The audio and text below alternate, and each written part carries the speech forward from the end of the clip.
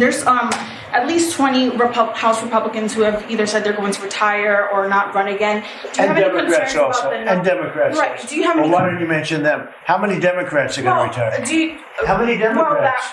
Well, that's what I was going to ask you. But why don't you tell me the number of Democrats, too? You tell me about... Are you concerned about the narrow margins? And no, I'm not concerned. I think we're going to do well. Midterms look ugly right now unless Republicans really get serious, from Laura Ingraham. And it's a waste of Republicans' time to worry about us. I see all these stories like Dems in disarray. 68% of Americans say their financial situation is getting worse. 65% say that Donald Trump isn't lowering their cost of living.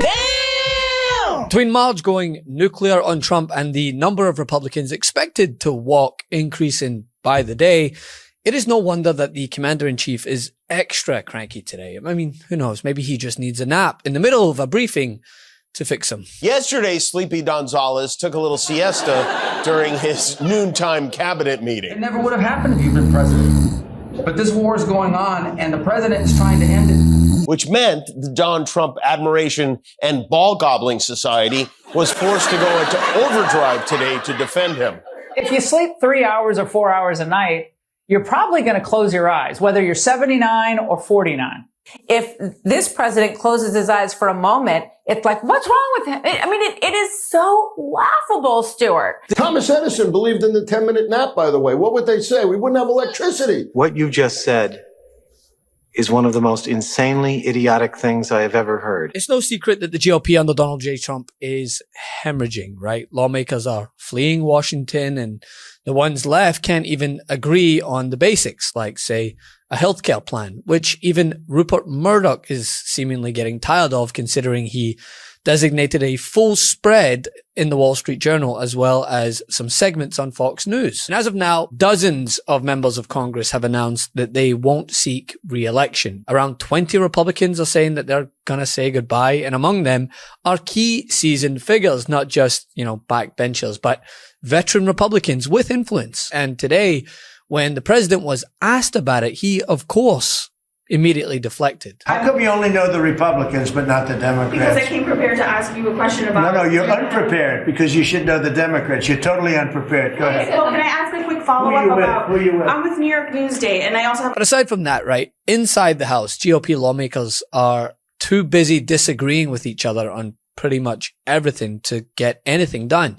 I mean, take healthcare, for instance, one of the most basic responsibilities of government, and the party can't find any consensus whatsoever. They can't even rally around their hatred of Obamacare anymore. I mean, this is a two-party town. People are going to show up and they're going to vote either for Donald Trump's party or for the people who are running in opposition. You say, we don't have a leader of the party. And I thought Eric Swalwell missed opportunity. Mikey Sherrill is the leader of the party. Abigail Spanberger is the leader of the party. And we do have a message. It's affordability, however it shows up in your state or your district. So in New Jersey, you're talking about energy costs. In Virginia, you're talking about building more affordable housing and cutting red tape. And you are seeing this, and props to you guys actually for being so reasonable about this, because sometimes you feel like Republicans don't want to admit that there are any problems. Another shout out to my colleague who isn't here. But you see people like Laura Ingraham last night. I literally, the midterms look ugly right now unless Republicans really get serious, from Laura Ingraham. And it's a waste of Republicans' time to worry about us. I see all these stories like Dems in disarray. 68% of Americans say their financial situation is getting worse. 65% say that Donald Trump isn't lowering their cost of living, focused elsewhere. And the Democratic lead on the generic ballot is getting into blue wave, possibly tsunami territory, because there's no plan. ACA subsidies extension, 70% approval rating. Donald Trump tries to do it.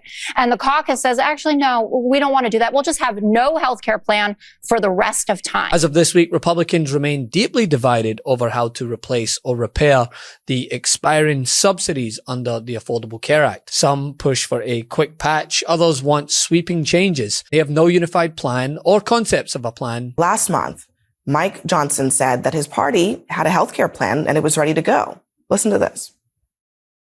If the government reopened tonight, would Republicans have a plan to address the Obamacare subsidies? Yes. You would have a plan we tonight. Have proposals to, we could have that ready immediately. Yes. Well, it has been more than a month since that interview, and still there is no plan. Remember this moment late John McCain and his famous thumbs down that killed the Republican replacement to Obamacare, that was 8 years ago. That means Republicans had 8 years to come up with an alternative, and still there's nothing. So after that McCain moment, Trump tweeted that lawmakers should let Obamacare implode, and then they'll be forced to create a new plan. And earlier this month, he posted that Obamacare, quote, sucks. But it turns out that the centerpiece of the Trump plan is to extend the Obamacare subsidies. Well, that's something that Democrats had demanded during the shutdown.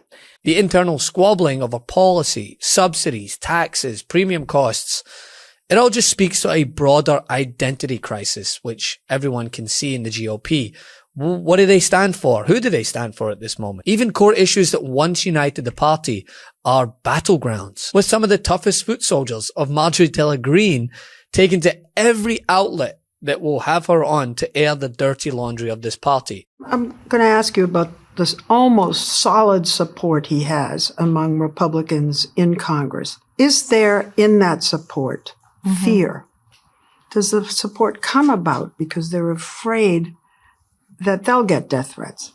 I think they're terrified to step out of line and get a nasty Truth Social post on them. Yes. And they're watching what happened to you? Yes. Behind the scenes, do they talk differently? Yes. How? Oh, it would shock people. Well, let's shock people. Okay.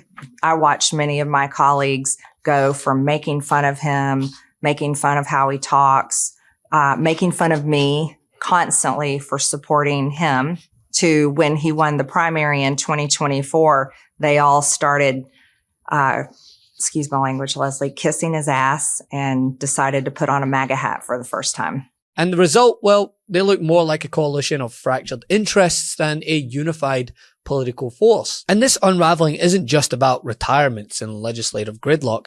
The numbers show that voters are largely departing from this party and losing faith. Meanwhile, Democrats, they're the ones who seem to be picking up more voters. Early cycle midterm polls. Look at this. In 2006, Republicans said they were more likely to turn out. 2010, 2014, 2018, 2022.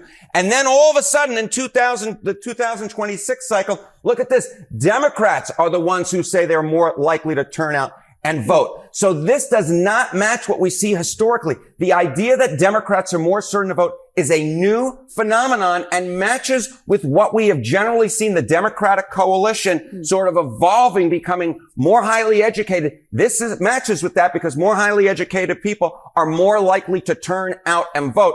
And again, this is historically unusual and suggests that there's a hidden Democratic advantage in the polls right now. You look at those polls, you look at those average of the generic ballot, you see Democrats up by 5. That, in my opinion, based upon the Marquette University Law School poll and what we know about this Democratic coalition, may be, in fact, underestimating the Democratic strength going into next year's midterm elections. This is quite stark, what you are showing here. I do the historical look back. Is there any other reason to think that registered voter polling that we're seeing right now might be underestimating Democrats? Yeah, this is not the only reason why I think that the registered voter polling might be underestimating Democrats. Because we just had a test. We just had a test a few weeks ago in Virginia and New Jersey. These were likely voter polls as well. Polls underestimated the Democrats. In New Jersey, they underestimated the Democrat Mikey Sherrill by 8. In Virginia, they underestimated the Democrat Abigail Spanberger by 5. And that, in fact, was the biggest miss average in Virginia and New Jersey in an off-year election this century. You combine that with the generic ballot poll that we saw from Marquette University poll, Republicans should be running scared. Democrats should be ecstatic because if this polling holds, it will be a huge November 2026 for Democrats. Another recent survey which should worry Republicans shows that Democrats are significantly more energized than Republicans ahead of 2026. 44% of Democrats say they're very enthusiastic about voting, with just 26% of Republicans saying the same. When it comes to the cost of living, what's the number one most expensive thing in their lives usually? Well, it's about housing, right? We had this entire discussion in New York City, the New York City mayoral campaign, right? The affordability, housing affordability. But it is not just in New York City where folks are concerned about affordable housing. It's nationwide. Look at this number. This one really shocked me because you rarely ever see drops like this.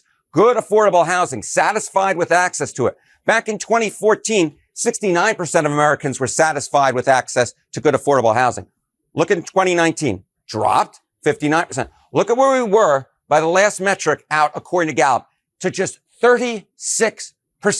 That is a drop of 33 points in the matter of a decade, a drop of nearly half in the percentage of Americans who are satisfied with their access to good, affordable housing. Look, the cost of living, affordability was what Donald Trump was able to ride, the fears about that, ride that to the White House in 2024.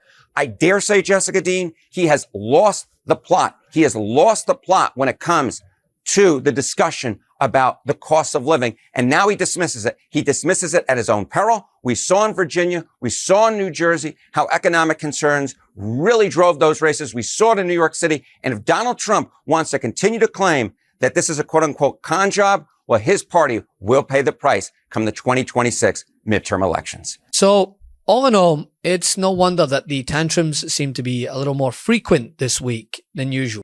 Love this video? Support independent media and unlock exclusive content, ad-free videos, and custom emojis by becoming a paid member of our YouTube channel today. You can also gift memberships to others. Let's keep growing together.